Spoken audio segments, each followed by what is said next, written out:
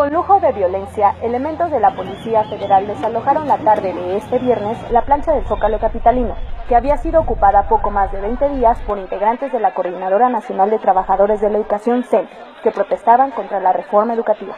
Esto no fue el fin de semana pasado. Esto ocurrió el 13 de septiembre del 2013. Ese día, las redes sociales se llenaron de comentarios de odio y celebración por tan doloso acontecimiento. Por desgracia, no todos estos mensajes venían de los peñabots. O sea, qué bueno que los corrieron, pinches revoltosos, güey. Que se regresen a sus pueblos a hacer sus desmadres. Esos vándalos, ya, que se pongan a trabajar. Se han equivocado de enemigo.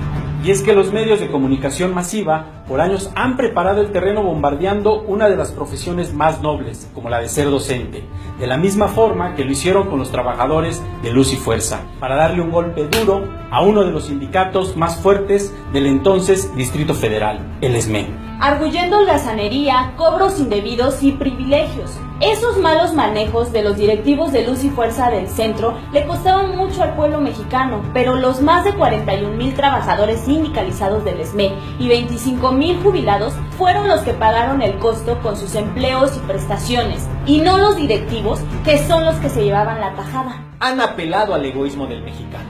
En vez de buscar que todo trabajador cuente con un sindicato que defienda sus derechos, buscan que nadie los tenga. Clásica fábula de los cangrejos mexicanos en la cubeta. Hemos aprendido mal. Los medios de comunicación nos han enseñado mal. Sí, le han llamado privilegios a los derechos que se tenían constitucionalmente, los logros de la exigencia social peleados históricamente a nivel mundial durante la Revolución Industrial y en la Revolución Mexicana, reflejados en la Carta Magna de 1917. Estos logros han muerto en el sexenio de Peña Nieto, tales como el dominio de la nación sobre el subsuelo con el artículo 27 evitaba la venta de playas y la explotación del subsuelo por extranjeros, donde se involucran recursos naturales como el petróleo.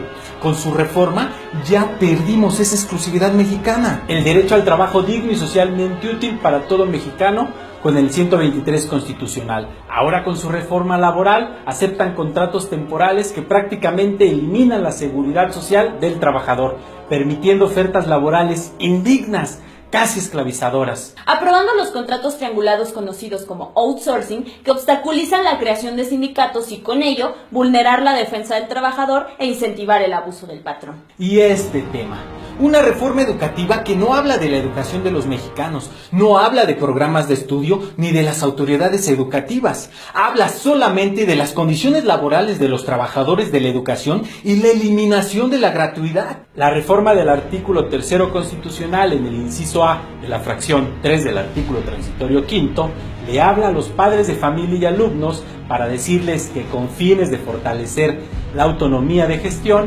se tienen que involucrar en la mejora de infraestructura, comprar materiales educativos y resolver problemas de operaciones básicos. ¿Básicos? ¿Quieren que compremos los pizarrones, las bancas y las tizas? ¿Que les pintemos las escuelas?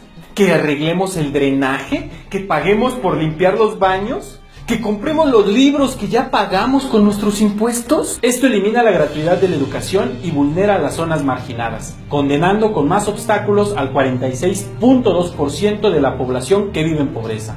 El Estado no quiere gastar en educación. Quiere más dinero para las campañas de sus políticos y sus desfalcos. Los artículos 3 y el 52 de la nueva Ley General del Servicio Profesional Docente habla de evaluar el desempeño del profesor y de quienes ejerzan funciones de dirección o de supervisión en la educación básica y media superior que imparte el Estado. Ojo, no se incluyen escuelas privadas. Esta evaluación es la peor forma posible, a través de examen genérico igual para todos, sin distinguir entre especialidades, examen de opción múltiple, presentado por reactivos, en pocas palabras, rellenar circulitos para evaluar la docencia.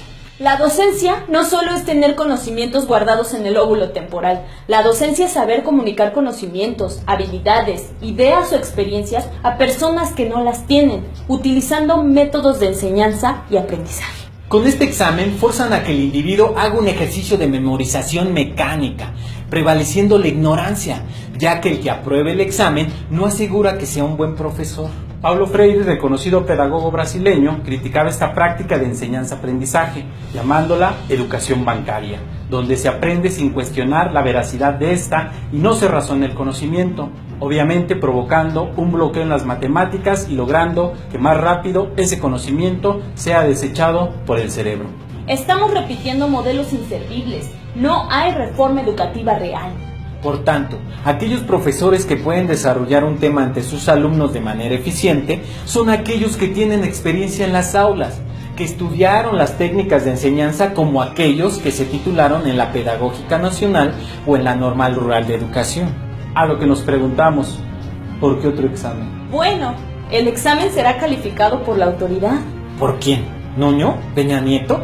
¿Que no lee ni se sabe las capitales? Obviamente ni siquiera es un filtro para comprobar conocimientos, es un filtro para decidir qué profesores dan clases y quiénes no. Es una decisión para elegir entre los profesores revolucionarios, progresistas y conscientes y los profesores condicionados, alineados y lamebotas. De todos modos, no importa que pasen el examen, puesto que el resultado de la evaluación no es permanente sino temporal, ya que en el artículo 52 de la Ley General del Servicio Profesional Docente dice que se evaluará por lo menos cada 4 años, es decir, se evaluará cada que se les dé la gana. Cada año, cada mes, según su conveniencia o según cada que haya una exigencia organizada de los docentes para pedir conforme a su derecho aumento salarial. ¿No? Es muy importante saber que los profesores que ya tienen nombramiento definitivo no van a ser despedidos, van a pasar a hacer otro tipo de tareas. Esto está asegurado en el artículo 8 transitorio, o bien se les ofrecerá incorporarse a los programas de retiro que se autoricen.